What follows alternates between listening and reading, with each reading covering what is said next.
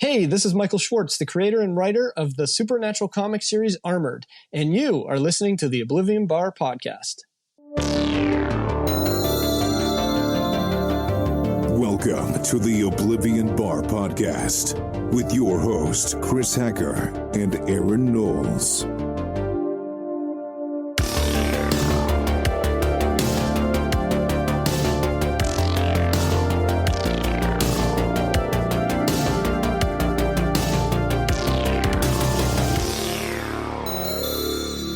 Joining me today is the screenwriter of 2017's Netflix animated film Gnome Alone and the 2023 adaptation of R.L. Stine's Zombie Town over on Hulu.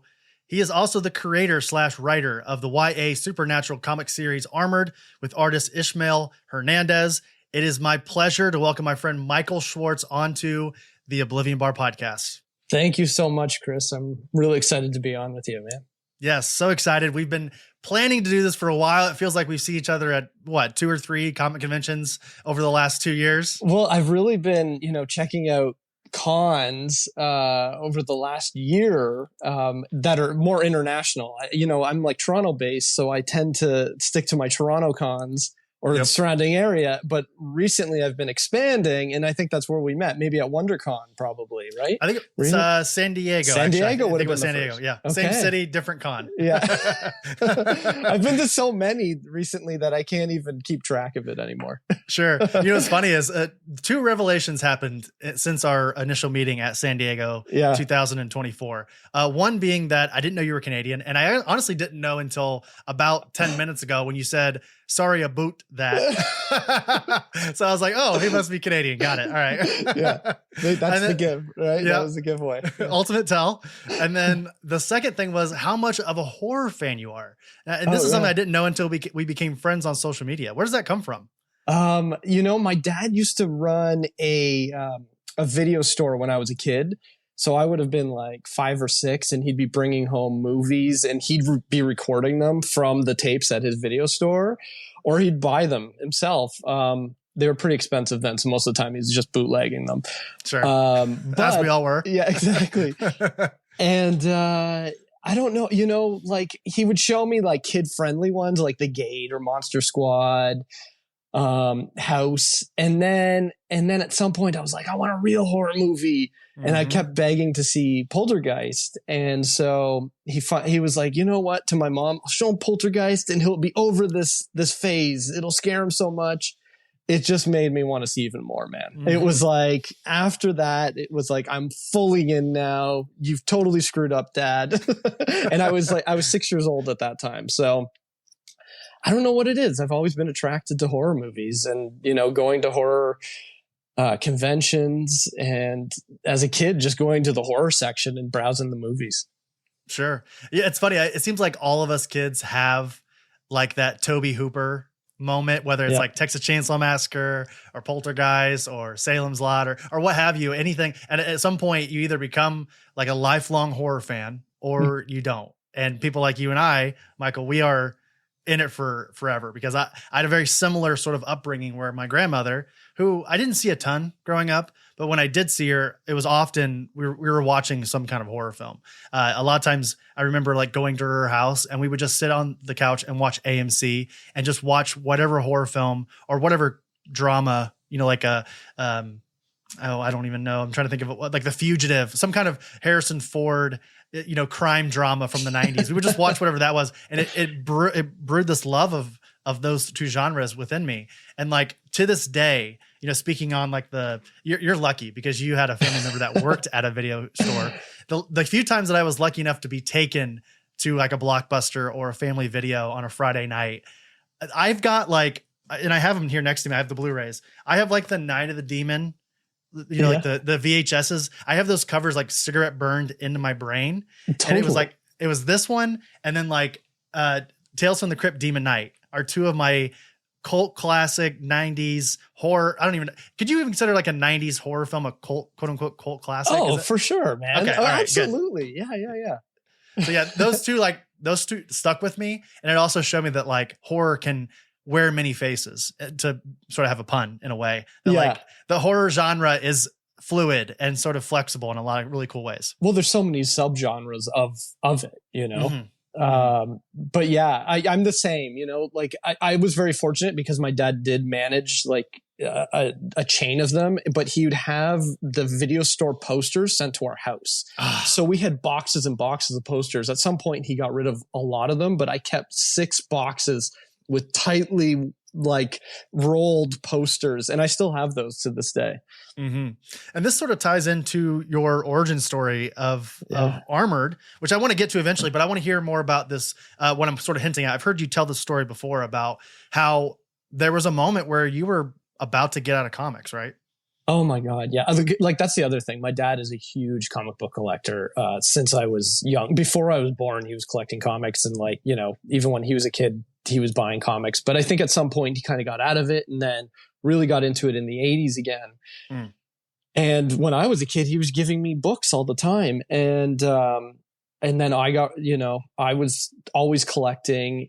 And then when I went to university, I started my own pull list, and my dad was still getting my pull list from back home. But then I started my own pull list with mostly DC comics in the early 2000s.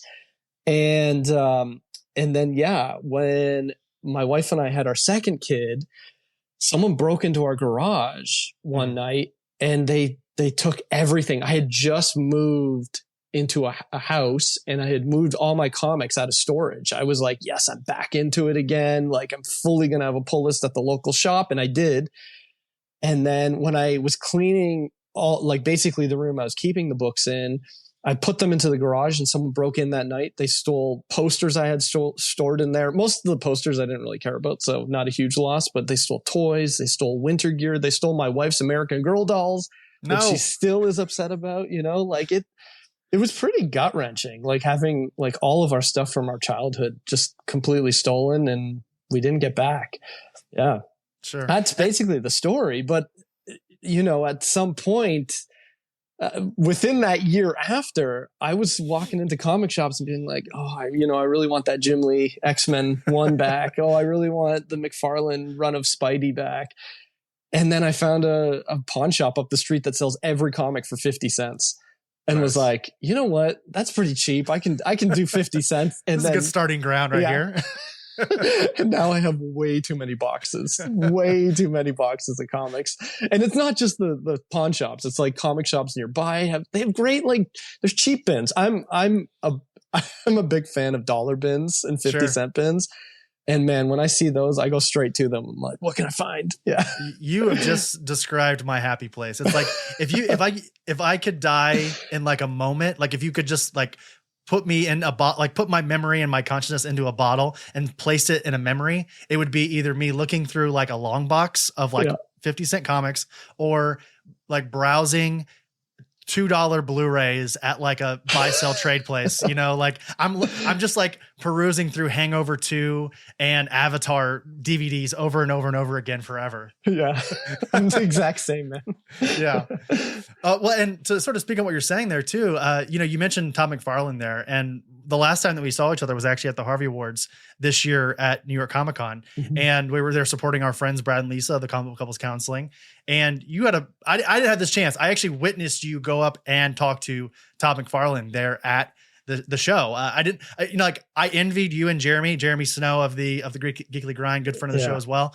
I envied both of you because you both had the right mind to go up and like, go and talk to Todd. Go talk to the Todd father. Go talk to, because we were sitting actually with the editor-in-chief of, who was it? The two women that were sitting at our table. I'm forgetting. They accepted the award for Mariko Tamaki's Roaming. I know the Montreal company, the Montreal publishing company. It'll come to me here in a moment. Yeah. But anyway, point being is that you guys both went up and said hi to Todd, and you're like taking photos with him. I'm like, oh man, because by this time he had 7 people around him. And I want to get kind of your thoughts on it. What was that moment for you? You mentioned, you know, Todd was sort of a catalyst for getting you back into comics. What was that moment finally getting to meet him at the Harveys? You know, I grew up on McFarlane books like that. To me, it was like, I remember on my pull list, the first books I had were Hulk and Silver Surfer, but then eventually it was his Spidey series. So, And then I immediately, within a few years, graduated to Spawn. I was probably too young for it, but I was obsessed with McFarlane. So I actually met him the first time at WonderCon. Okay. And that was this year as well, 2024. I was talking to, I think it was Tim Sheridan. I'm just having a conversation with Tim. And then he goes, that's McFarlane. And McFarlane was just wandering around. And then I was like, I have to leave Tim. And I left. I ditched Tim. Tim, hold that thought. Yeah, hold that thought. And went straight to McFarlane. And because no one was around him. And I was just like, hey, I'm a huge fan. That was the first time I had met him. And I was just, it's meeting an idol, right? Like, yeah. And I really respect the guy a lot. Like just his business sense, not just his art as well, but also like who he is as a person. He takes time for everybody. So I don't know how late you were there at the Harvey Awards, but Todd stayed till at, I think it was 1:30, 2:00 in the morning. I think Brad told me that you guys walked out with him. We walked out with Todd, but Brad and I were just chatting.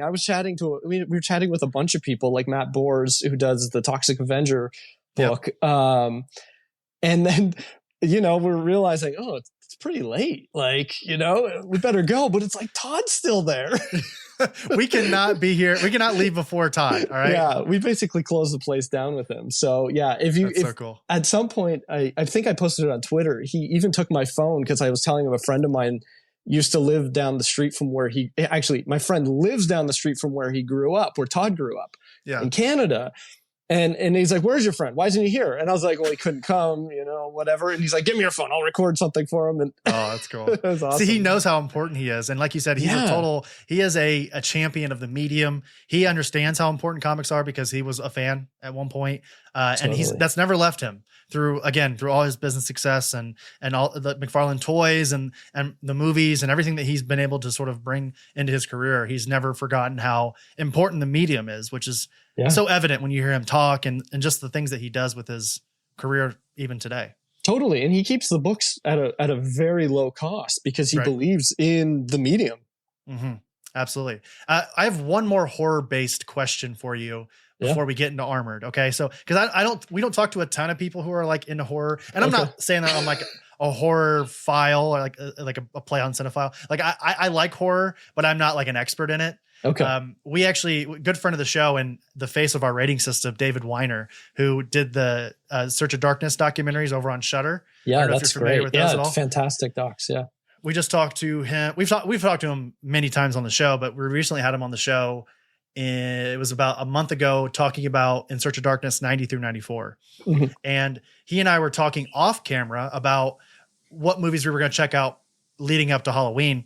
And he mentioned this like horror fest idea that he and his friends do, where they basically take 3 rules and they base their watch list off of these rules. So my partner and I, Olivia and I, we decided to create our own horror fest for this year. So it's basically, it's a one film has to be a horror film from the 70s. One has to be either a Wes Craven film or a Michelle Savali film. That's our director spotlight. And then one has to be a foreign horror film. And then after we watch each of our entries, we end it with, we call it our final kill, which is with Hereditary in 2018. So I wanted to list a couple of these films and tell me if you've seen them or if you think they're good choices. Yeah. Does that sound cool? Yeah, let's do it. Okay. All right. So the first one was, one of my picks was 1971 See No Evil, Richard Fleischer. Yeah. Mia Farrow in that one. That's great. Yeah. My other pick was Speak No Evil, which is that was the 2022 film. I think it's a Dutch film originally, and then it was remade this year with I'm spacing who was all in the new one. But have you seen Speak No Evil? No, you actually got me with one I haven't seen. Okay, I don't know why I'm spacing who's in the new one. But then my last pick was Cemetery Man, the 1994 film.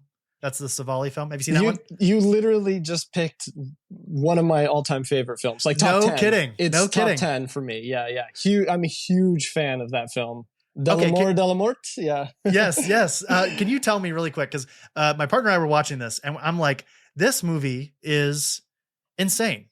And and I mean that in like a very respectful way, but also in like I have like a big pink question mark above my head, like an anime question mark. What is this movie? What's going on here? I know, it's pretty surreal, right? Like Yes. it's pretty linear and straightforward. Movie about a man who runs a cemetery and his strange, like, what do you call gravedigger friend, Nagi? Yeah. And then at some point he falls in love with a woman and then she dies and then a new version of her shows up. It's so surreal.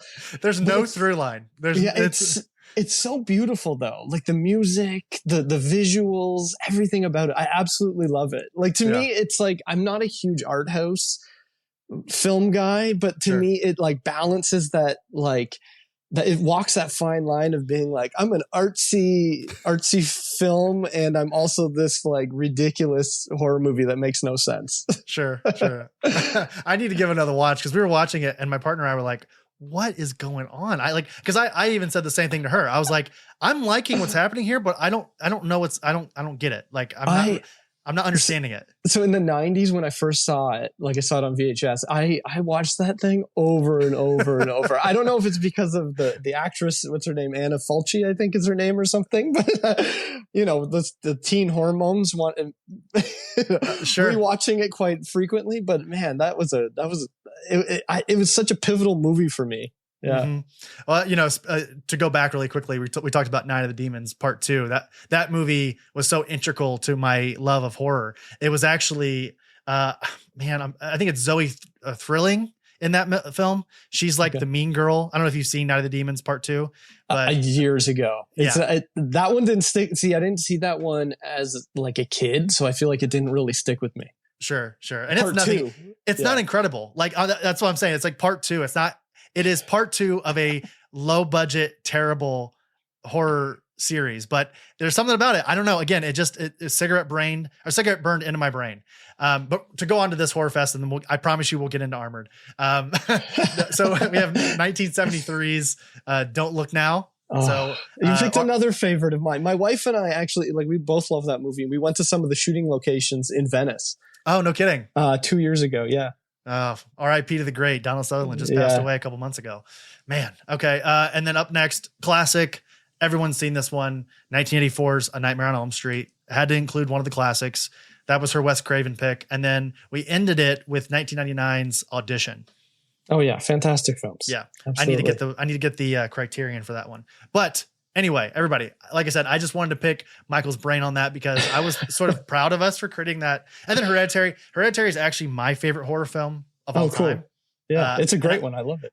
I don't even know if that's a hot take or not. My girlfriend didn't love it as much as I do, but I stand by it that film is a masterpiece in my opinion. It's great. It's fantastic. Yeah. I love it. I like it as well. One of the great modern horror films. Yeah. Yeah, absolutely. Okay, so everybody, speaking of horror, and it's actually the main reason why I have Michael here today, outside of just chatting with my friend, is that we want to talk about Armored, okay? Now, Armored is your Kickstarter supernatural, and I call it YA, but maybe you can categorize it as something else because I feel like you could hand this to, a 8 to 14-year-old and they could enjoy it as much as a 33-year-old can. Tell the folks at home, people are listening right now, how would you describe Armored just sort of in a nutshell? Yeah, I think it can be classified as YA. I don't want that to scare away adults because I think right now my primary audience is adults, but it is like kind of a weird all ages book. All ages to a point, right? Like, I would say 8 and up. But Armored is the story about a boy. He's this orphan boy who ends up being adopted by this strange couple who lost their son, who would have been the exact same age as him. Their son passed away years ago and now they've adopted him. And within the first few days of living with this couple, he ends up being drawn to this castle where the boy, who he's sort of replacing within the family, died. And he goes to this castle and he ends up falling into this tomb where he finds a medieval suit of armor, and it's being haunted by the knight that used to wear it like centuries ago. And so the knight ends up having to train him how to use this armor because it has kind of magical powers, and also help him kind of solve the mystery as to what happened to this kid and who's behind the death. Yeah. And the idea is that this would be like an ongoing series, but we're going to do it in like chapters, kind of like Hellboy used to do it. I'd say it's more ongoing than like the story is more continuous, more serialized than Hellboy was. But, the first 5 issues were kickstarted. And so many people have read the whole series already. You're one of the few people who have read it already. I have. But issue 5 comes to comic shops December 18th. Yeah, and then that'll be the first chapter of Armored, and it ends on a big cliffhanger. Yeah. Yeah, it absolutely does. And everyone that's listening right now, if you're listening to this right now, it is like this. It should. I would imagine this conversation comes out before the 18th, but for some reason, if it's not, I will include the link in the show notes for how you can find Armored or find more information on Armored. But I want to talk a little bit about like Andy as a character. Now, I've heard you talk about before in other conversations how you sort of came up with this story. I'm going to backtrack a little bit. I don't want to get to Andy quite yet. I want to stick to the creation of the story. Yeah. So this is, like you said, it's been Kickstarter through Kickstarter. It's been crowdfunded through Kickstarter, I should say. And with an association with Clover Press. Now, can I ask you, yeah, what's the relationship there with Clover Press? So Clover is the publisher of Armored. So sure, they kickstart everything. That's kind of their model, is just kickstarting every single book. So that they ran it, right? Like they understand Kickstarter. They totally know the ins and outs of that world. I've backed a few books here and there. I get a lot of art books through Kickstarter, but I've never really been one to be interested in even kickstarting a book. My big thing with when I signed with Clover was, hey, I want this to be single issues. And they're like, really? Yeah. And I was like, yeah, that's what I collect. I don't buy, like, you have a ton of trades behind you, right? You have graphic novels. Dirty trade waiter. Yeah. I don't. I have boxes and boxes, long boxes, short boxes of comics. And I was like, I really want this to be a single issue series. I've written it so that it ends on a huge cliffhanger every issue. I think I've gone too forward now. You wanted to go back and I brought you, but yeah. No, I love it. Well, I guess my next question would be, has there been any like true perks of doing it via Kickstarter? Like, are there any obvious perks that you can think of? And I know this is your first time writing and publishing a comic. I'm sure it won't be the last, but I'm just curious, like, are there any obvious perks to going through a crowdfunding option? I think there's more of a direct link with the reader. Like, I get messages directly from people. The problem is I feel like because I'm an unknown entity, I don't see like tons, like there wasn't a ton of people talking about the book. It was a lot of people like directly like adding me on Instagram and then wanting to talk to me about the book that way, sure, which has been really cool. So there's like a really clear direct link to the fans of the book who were there from the beginning. Whereas with comic shop release, you're getting like a wide like range of people where I'm like, oh wow, that, I didn't know this person was picking it up. That's really cool. Like, so it's very different. I feel like you can connect in a certain way. Also, there's more rewards. Like, I don't know if we would have done as many variant covers if we just went straight to comic shops. We probably wouldn't have. Sure. So it allowed us to do a lot more. Yeah. I mean, speaking of those variant covers, let's go through some of them right now. We got, and this is an incredible, I have to give you major props, incredible list of creators that have provided variants for this series. You've got Jay Lee, David Mack, Becky Cloonan, Trevor Henderson, Jeff Dixon, and Matthew Thieren. Now, am I saying that correctly? Thieren? Tyrion, actually. Tyrion, excuse me. Sorry. Matthew Tyrion. So, and there's more. There's more. I also have Scott Collins. Did you say Chrissy Zulo? No, I didn't. I saw the Chrissy. Is that issue 3, Chrissy Zulo? Issue 2. She did a Kickstarter exclusive for us. Yeah. Nice. Love Chrissy. She's very frequent in the con circuit. Oh yeah. And then also Nick Patera, who does like Axe Wheeler John, and he did the Jonathan Hickman series, Manhattan Projects. Yeah. Uh-huh. Yeah. Wow. How does this happen? Is this through Clover, or do you talk to these creators at cons, or okay? Well, with like, when I started out, I didn't know anything. I hired an editor, actually. It was like, hire an editor, and then he helped me find Ishmael, hire Ishmael. And then... Which is Chris Stevens, correct? Yeah, Chris Stevens is the editor. Yep. And Chris has been in the industry for a long time. He used to own a comic shop. He's edited tons of books. Legend. Yep. And So Chris has just such a good relationship with so many artists. They all love him. I love the guy. And, you know, at first I was like, I don't know what I'm doing. I don't want to spend a lot of money. I'm like really nervous. This is, you know, what do I do? But then once, like, I didn't know how to get a publisher. He really just, it was like really hard because I was like, where do I go with this? And he literally sent it to Clover, and I just loved how much Hank Canal's there. Loved the project. Like he was so passionate about Armored that I was like, I gotta go with this company. They understand what I want to do. But then when it came time, like now that I had a publisher, I was like, okay, I need some like cover artists and stuff. And I went straight to Scott Collins just because I consider his run on The Flash with Jeff Johns to be a pivotal moment, not only in my collecting, but like just providing me with such inspiration for writing movies and TV shows and stuff that I was pitching, that I was like, I got to reach out to him. Like, and he was totally on board immediately. Nick was someone that Chris was working with, on Axe Wielder John. And he was like, I want to do covers for you as well after reading it. So it was just a lot of that. And then when it came time that, you know, Clover's like, can we get a heavy hitter too? Chris works with Jay Lee all the time. And Jay came on board. That's basically how it happened. And then Chris started recommending other people. And yeah, it was crazy. I'm still like, I sometimes have to pinch myself and be like, whoa, you know, I got like David Mack. I was gonna say, Michael, I don't know. There are not many people in the comic world that can say they got David Mack cover for their first series. So that is a feat within itself. Totally. I agree. I'm like, I could probably retire now from comics and be happy, but I won't. Just warning people, I'm not stopping.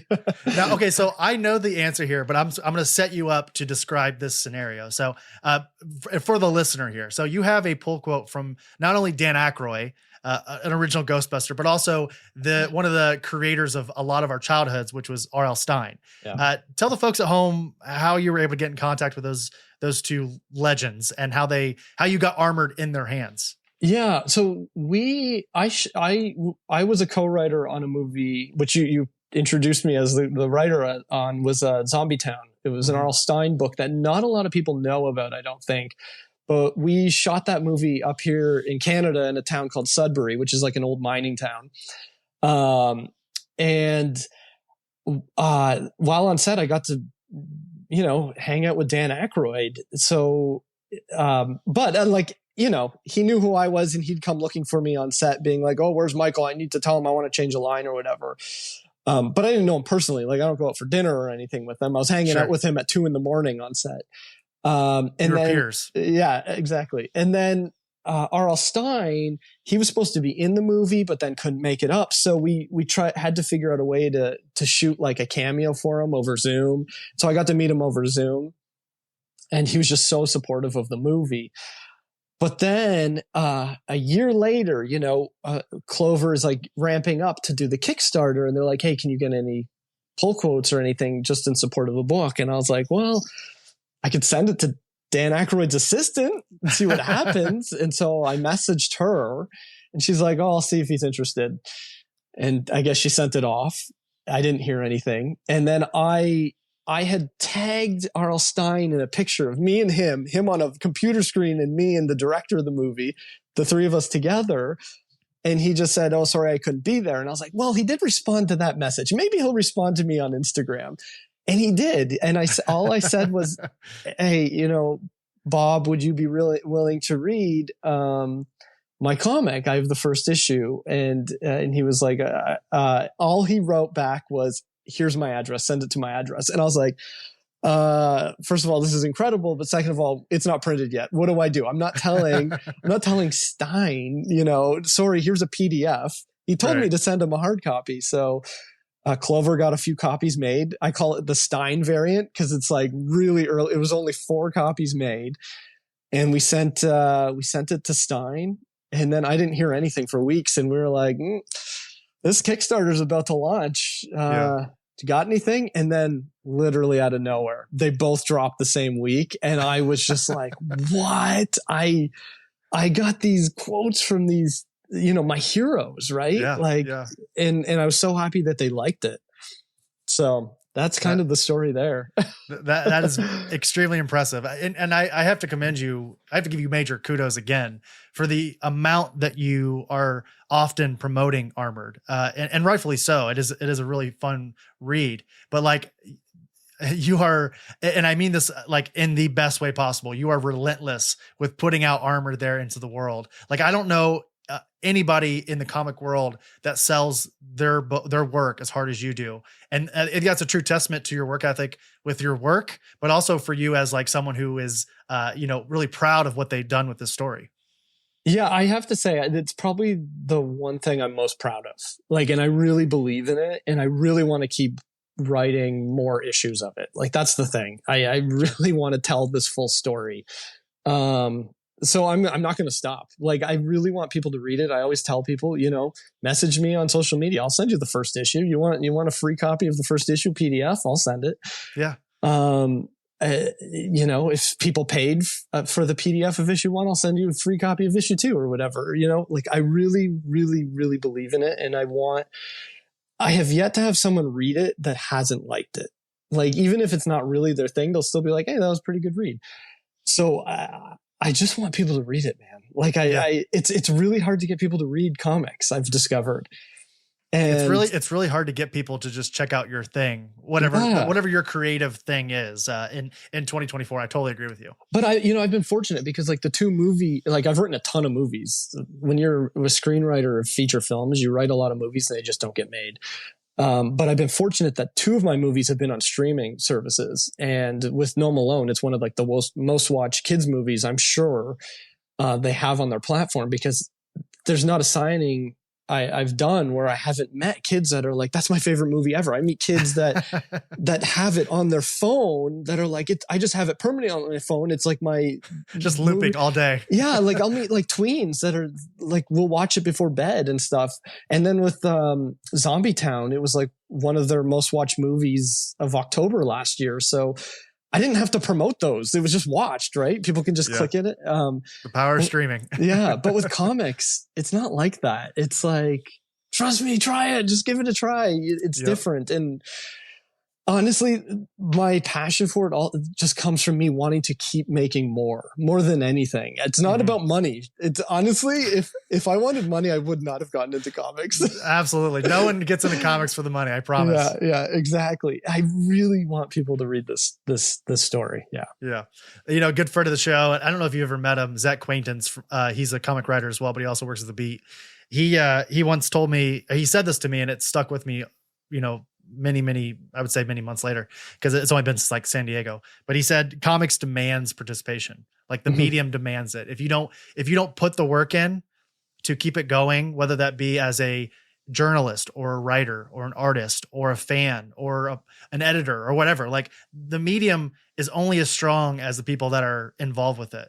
So, people like you and I and people listening to this right now who love comics, you have to support the things that you love. And you have to like champion these things that you're a big fan of. And that also comes from the creator side as well. If you really, really care about a property that you're writing, you have to promote it, because to be honest, and this is no shade towards Clover or any other publisher. I mean, I guess it kind of is a little bit of shade because I don't work for any of them, but the publishers do a terrible job at promoting comics. I'll be 100% honest, especially, and I'm speaking big time of the big 2, Marvel, DC do not promote their own comics, but like, I would say publishers across the board.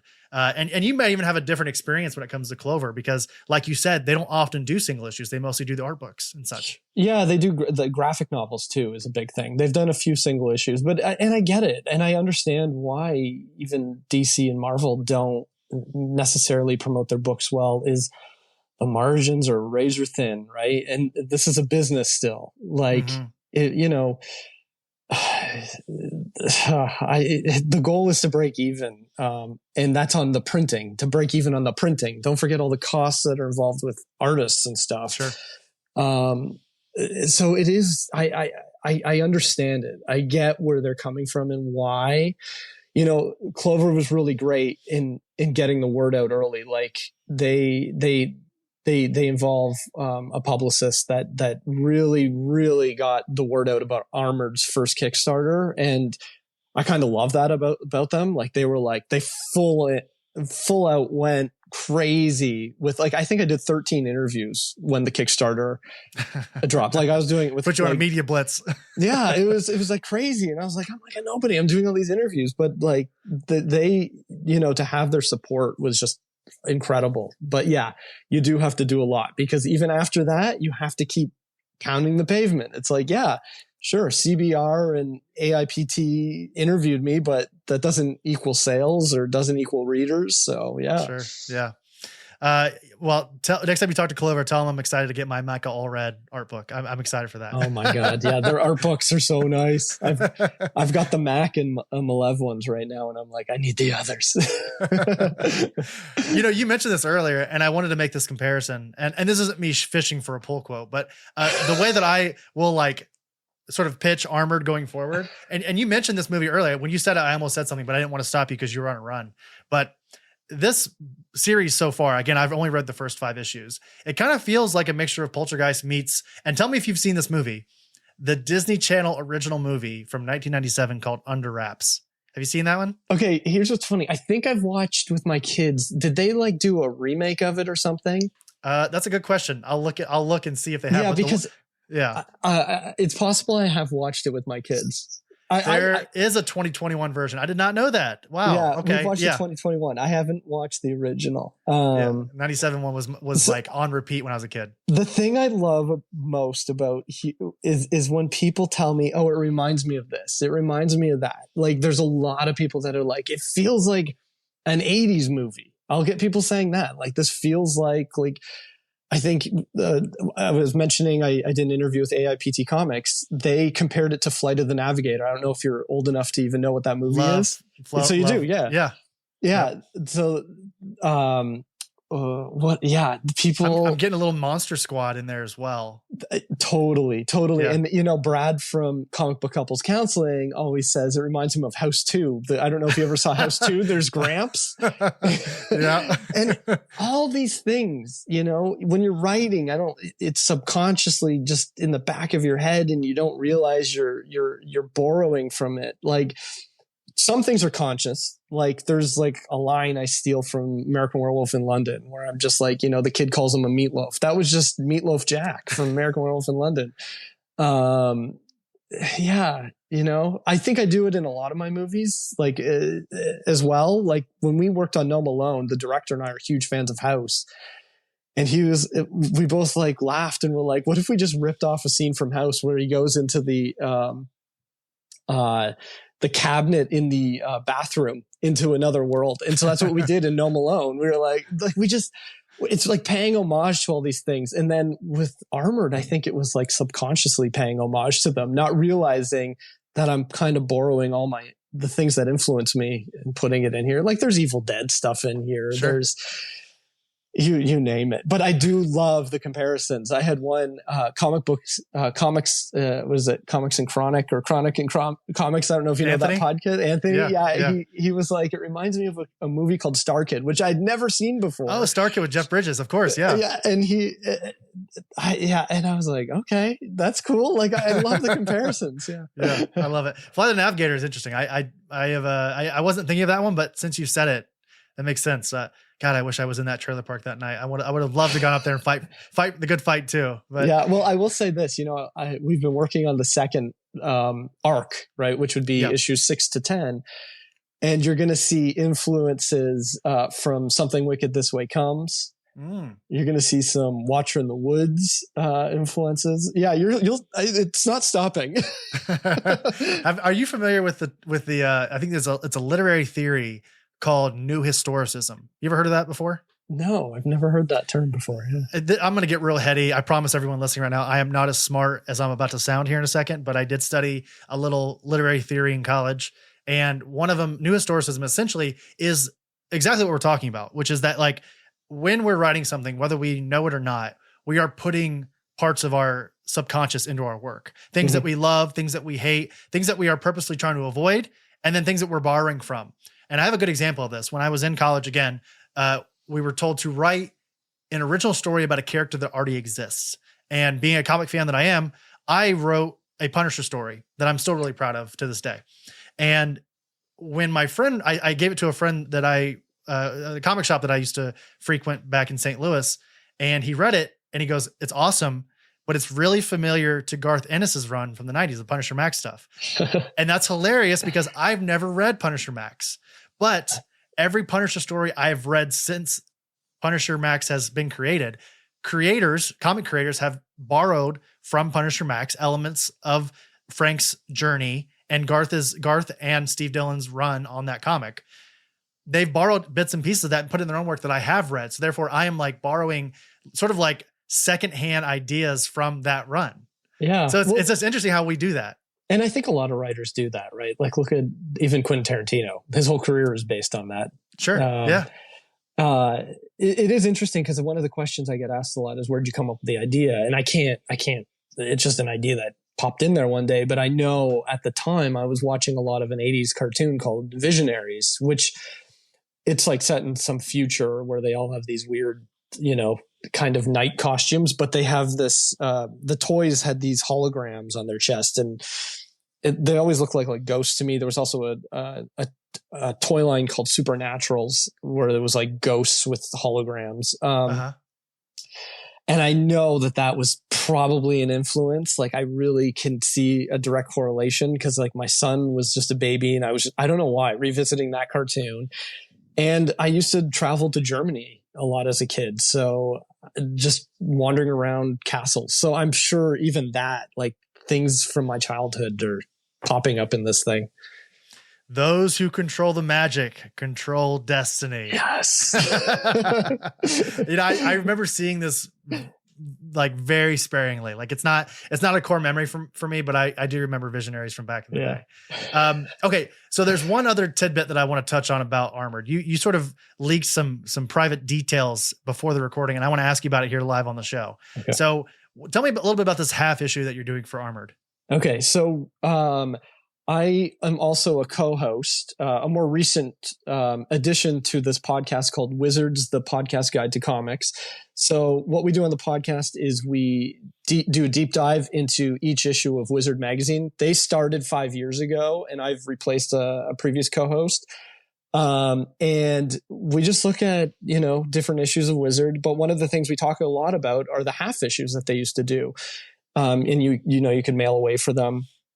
And when I joined, like a few months in, the guy I replaced, who's still very much a part of the podcast but doesn't do the episodes all the time, him and the guy that they created this podcast together, Adam and Michael, they asked, would you be up for doing like a half issue for Armored? Like we'd be the publishers of it. Like, and I was like, well, let me ask Clover. They're like my publisher. I have to get permission from them first.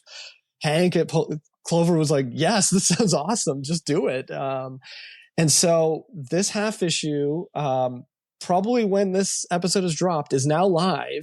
And what it is it's a 24-page comic with an original Armored story. So you don't even have to be an Armored fan to like enjoy this book. It's just a short story, but at the same time, the final page gives hints to future stories. So it is canon. It is canon. In the future, the stuff on that page is like, it's just a gold mine for people that have read 1 through 5. You'll be like, what is that? Who is that? What does that mean? Is it Ishmael still on art? It's Ishmael. Yeah. We brought back Ishmael. We do an homage cover of a classic 90s comic. You'll see when it dropped, but it's up now, so people should go check it out. But it is an homage to Spider-Man Unlimited, Maximum Carnage 1. So I love it. It's so awesome. We just had to make everything 90s feeling. We brought back one of the artists from Wizard that used to do the cartoons. Brian Ahern used to do like the I think it was like the calendars for Wizard magazine. So He does a funny comic strip for Armored. A guy, Philip Sevy, I don't know if you're familiar with him. He's an artist. Yeah. He is doing, there used to be a feature in Wizard magazine where his last hero standing, and it would just pit two, heroes or villains against each other. So it's Sir William versus a bunch of ghost characters. from other companies that I won't mention here. Yeah. Copyright. We'll talk later. Yeah. You know, it's funny, real quick. It's funny about Philip Sevy is that he actually did a book with Drew Zucker called The House. We keep talking about The House, the movie, but I just thought it was a funny connection. So funny. Yeah. No, we love Phil. Phil has been a co-host a few times to fill in for me, or he's been with me on some of the episodes. Yeah. No kidding. Wow. Yeah, he's a huge Wizards fan. But yeah, the other thing that's really cool is if it's a flip book style. So on the other side, we do an homage cover to Wizard magazine, but Adam also has written an extensive article where he's interviewed the previous owner of Wizard magazine and old staffers about half issues and the history of them. And we're also including a comprehensive guide to collect all the half issues. So like this thing is packed with stuff, and it's limited to 500 copies. So this is like the ultimate collector's edition. Will not be in stores unless some store buys a bunch of copies, but it's not going to be like through Diamond or Lunar or anything. Yeah. Sure. Well, like you were saying earlier, I'm going to put a link in the show note for both this, for the Kickstarter and also for the half issue as well. That way everybody has access to that. So if you're listening right now and you want to support Armored, which I highly recommend that you do, it'll be in the show notes as you're listening to this conversation. And Michael, honestly, that is what I have for you today. I am just so honored that we finally got you here on the podcast, talk about horror, talk about Armored. I read all 5 issues, really like what you're doing here. That teaser at the end of issue 5, not that I wasn't already going to be following along anyway, but that teaser at the end of issue 5, I was like, okay, what's happening here? I don't want to give too much of what's, I don't want to ruin the tease for anybody, but yeah, there's a tease that is, it'll have you wanting more. Jeez, I can't talk. Well, I'll leave you with this. I will say for anyone that's read 1 through 5, this character, she was in issue 1. Okay. There you go. Yeah. I will say, like I said, like most of the people that read Armored are adults right now. There's the odd parent that'll buy Armored for their kid when they find out I'm the writer of No Malone. But, I have had kids read it now, and my daughter, for instance, really liked the series. And after she read 5, she was like, who is this new character? And I was like, you got to go back to issue 1. She couldn't figure it out. So I want to know if you can figure it out, Chris. Okay. All right. We'll talk off the air. I don't want to try to guess here live on the show, but Michael, again, it's been such a pleasure. I'd love to have you back on at some point, maybe after the second arc, perhaps. Maybe we can have you back on and talk more. Well, can I leave you with one other little thing? Please. I have been working with my wife is a writer. She's a television writer as well. We have written an original graphic novel, or it could end up being a series. We have about 80 to 90 pages complete and in the can right now. So maybe we can come back and talk to you about that. Can we have the wife on as well? Oh, of course. Okay, yeah. Perfect. Yeah, I would love that. That'd be incredible. Yeah, we're really excited about this. This is just a story we've wanted to tell forever, and we just didn't know what medium it would suit best. To be completely honest, we were like, it's too big for a movie. Like we just didn't know. And then after I did Armored, I was like, let's make it a graphic novel. This is just a story that we have to tell together. Yeah, comics is usually the best option for a medium to tell any story, Totally. Yeah. And there's so much just, there's similarities to Armored in that there's some ghosts and stuff in it. Yeah. Okay. All right. Well, cool. Before we leave you here, Michael, is there anything that you want to shout out? How do people follow you? All the things? They can follow me on Instagram at Mike Schwartz Writes, or X at the Mike Schwartz, or Blue Sky at the Mike Schwartz. I hope that I got that right. I can't keep track anymore of all these. Yeah. I'm sure I have, I'm at TikTok at something, who knows what. Yeah. But yeah, just follow me on social media. If you're listening to this and hearing about Armored for the first time, reach out to me, send me a DM. I respond to every DM. And I'll happily send you issue 1. The fact that you took the time to listen and then reach out to me. Yeah. Come get issue 1, see if you're into it. And I know, the stock is low, I will say, at all the issue 4 is probably sold out by now, to be completely honest, but you may still be able to find copies of issue 1. Just go out and read it. Somehow read it, find it. When we were talking about this initially at New York at the Harvey Awards, I was like, can we please talk spoilers?